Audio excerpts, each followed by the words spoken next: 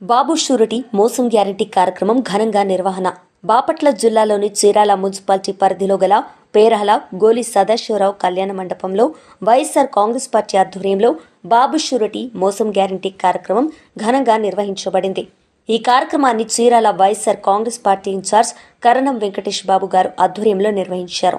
రాష్ట్రంలో అధికారంలో ఉన్న కూటమి ప్రభుత్వం ప్రజలకు ఇచ్చిన హామీలను నెరవేర్చకుండా మోసం చేస్తున్న విషయాన్ని ఈ కార్యక్రమంలో గుర్తు చేశారు. ప్రజలను మోసం చేస్తున్న ఈ ధోరణికి వ్యతిరేకంగా వైసీపీ ఈ కార్యక్రమాన్ని నిర్వహించింది. ఈ కార్యక్రమంలో బాపట్ల జిల్లా వైఎస్ఆర్ కాంగ్రెస్ పార్టీ అనుబంధ విభాగాల అధ్యక్షులు, చీరాల టౌన్ అధ్యక్షులు, పట్టణానికి చెందిన అనుబంధ విభాగాల నాయకులు, కార్యకర్తలు పెద్ద సంఖ్యలో పాల్గొన్నారు.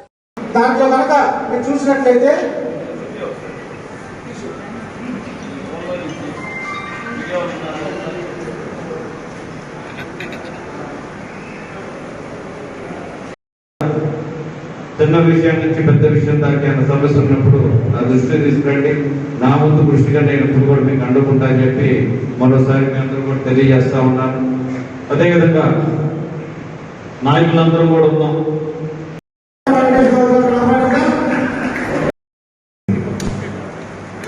అంటే ఆరు పథకాలు ప్రకటించి జనాలకి ఇచ్చిన పథకాలన్నీ కూడా మన ప్రోగ్రామ్ గురించి నేను చెప్పక్కర్లా.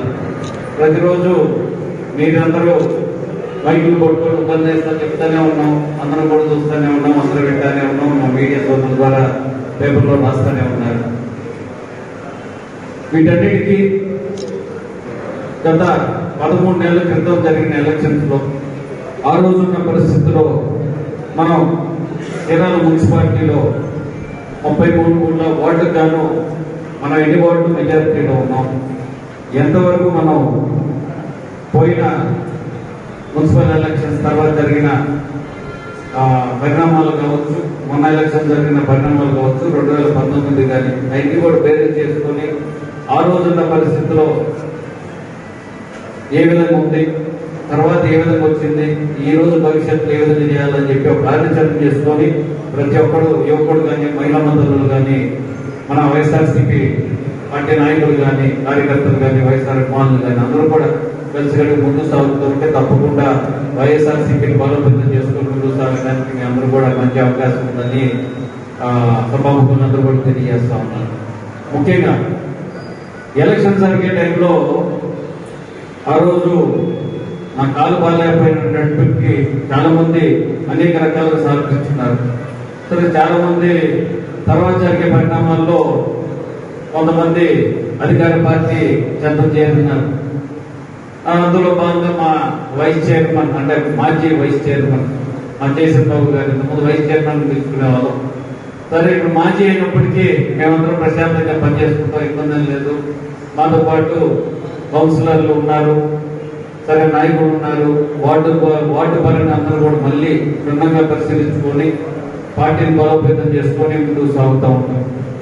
ముందుగా నిన్న మొన్న మన మున్సిపల్ బాడీ కూడా చైర్మన్, వైస్ చైర్మన్ ఎన్నిక కాబట్టి ఇందాక మా వైస్ చైర్మన్ గారు చెప్తా ఉన్నారు, బాబు మనం కూడా వాళ్ళకి కంగ్రాచులేట్ చేయాలన్నారు.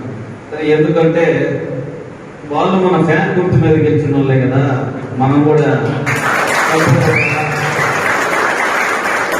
మన ఫ్యాన్ గుర్తు మీద వాళ్ళు గెలిచినారు. ఈరోజు చైర్మన్ కానీ, వైస్ చైర్మన్ కానీ, మన కౌన్సిలర్స్ ఏడున్నా సరే మనము అన్నోళ్ళే కదా, ఇబ్బంది లేదు. మనం కూడా మీడియా ద్వారా చైర్మన్ కి, వైస్ చైర్మన్ కి మా జయసింహ బాబు గారి తరఫున మేమందరం కూడా వారికి కంగ్రాచులేట్ చేస్తూ రాబో కాలంలో కూడా ఫ్యాన్ గుర్తు పైన గెలిచినప్పటికీ సైకిల్ సవారీ చేస్తున్నప్పుడు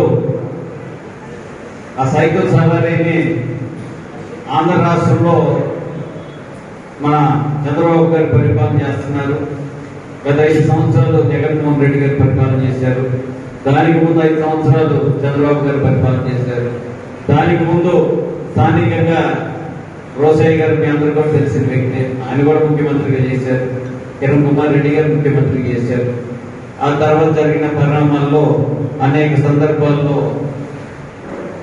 కొన్ని కారణాల వల్ల ఈరోజు తెలంగాణ ఆంధ్ర విడిపోయినాక క్షుణ్ణంగా చూసుకుంటే రాజధాని ప్రాంతం నుంచి అటు వైజాగ్ దగ్గర నుంచి ఇటు తిరుపతి దాకా ఏ విధంగా పరిపాలన జరిగింది, ఏ విధంగా అభివృద్ధి జరుగుతుంది, తర్వాత కొన్ని కారణాలు ఏ విధంగా కొన్ని స్టాండ్స్ కొన్ని పార్టీలు తీసుకున్నాయి, ఆ తర్వాత ఎలక్షన్స్ లో ఏ విధంగా తీసుకున్నాయి అనేది మీరు అందరూ కూడా ఫ్రంట్ గా చూస్తూ ఉన్నారు. సరే, కొంతవరకు వైఎస్ఆర్సీపీ గత జరిగిన ఎలక్షన్స్ లో నష్టపోయినప్పటికీ ఓటింగ్ శాతం తగ్గ మనకి ముఖ్యంగా చీరాల కాన్స్టిట్యున్సీలో వైఎస్ఆర్సీపీ బ్రాండ్ మీద చాలా మంది ఉండి చివరిలో పక్క కాన్స్టిట్యున్సీలు ఇన్ఛార్జీలు తీసుకొని ఆర్థికంగా బలోపేతమై ఆ ఆర్థికమైన బలోపేతమైన దాన్ని అంతా కూడా ఇక్కడ డిస్టర్బ్ చేయడానికి ఉపయోగపెట్టుకున్నారు. బహుశా వాళ్ళు గెలిచామని ఆనందపడి ఉండదు, వాళ్ళు గెలవలేదు, మళ్ళీ ఓడించడానికి వాళ్ళు ప్రయత్నం చేస్తున్నారు. బహుశా ఆ రోజు కొంచెం సొనకానంగా పొందుండొచ్చు, దాన్ని నాకైతే ఐడియా లేదు. కానీ తప్పకుండా దానికి మళ్ళీ ఇక్కడే సమాధానం చెప్తామని చెప్పి ప్రతి మీటింగ్ లో మనం చెప్తామని. ఇంకా ఏమిటి, 2 నెలలు 7 నెలలు ఎలక్షన్స్ వస్తూ ఉంటాయి, మున్సిపల్ ఎలక్షన్స్. మార్చి తర్వాత స్థానిక సంస్థల ఎలక్షన్స్ వస్తూ ఉంటాయి. సరే, తర్వాత 3 సంవత్సరాలకి జమిలీ ఎలక్షన్స్ ఇవన్నీ ఉంటే డెలిమిటేషన్ ఎప్పుడే ప్రక్రియ అన్ని కూడా జరుగుతూ ఉంటే బహుశా 28-29 లో మళ్ళీ ఎలక్షన్స్ రావచ్చు. మేము కూడా ఎదురు చూస్తాము. 14 నెలలు అయిపోయింది, 14 నెలల్లో ఉన్నాం. మాకు చూసి చూడకుండా టైం కూడా తెలియకుండా అయిపోతా ఉంది. మనం రాబోయే కాలంలో మున్సిపల్ ఎలక్షన్ కి సంబంధం ఉండడానికి ప్రతి ఒక్కరు కూడా వార్డు నెంబర్ 1 నుంచి 33 వరకు మనం ప్రతి ఒక్కరు కూడా చిన్నగా మళ్ళీ మొదలు కలుపుకొని అందరూ కూడా కలుపుకుంటూ వైఎస్ఆర్సీపీ బలోపేతం చేసుకుంటూ ముందుకు సాగడానికి మీ అందరి సహకారం అవసరం. తప్పకుండా మీ అందరూ కూడా ముందు నడిపిస్తారని చెప్పి నేను ఆశిస్తా ఉన్నాను. ఎందుకంటే ఎలక్షన్లు అయిపోయినాక యూజువల్ గా నిరాశ